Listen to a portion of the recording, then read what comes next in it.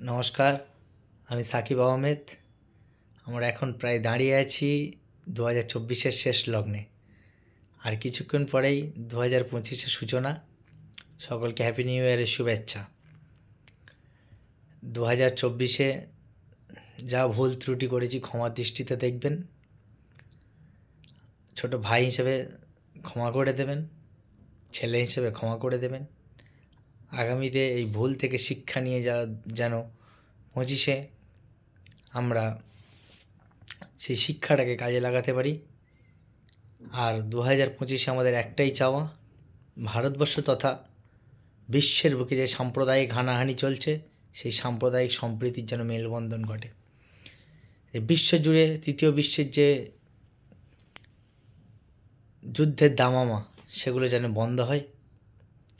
আর ভারতবর্ষের সংবিধানের কথা অনুযায়ী শিক্ষা, স্বাস্থ্য, অন্ন, বাসস্থান যেন সকলে পায়, তার জন্য লড়াই করতে হবে। আর সকলের সেটা অধিকার।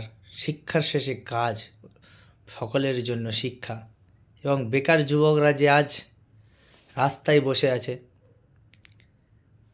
তাদের চাকরির ব্যবস্থা করতে হবে দুই সরকারকে, কেন্দ্রের বিজেপি সরকার ও রাজ্যের মমতার সরকার।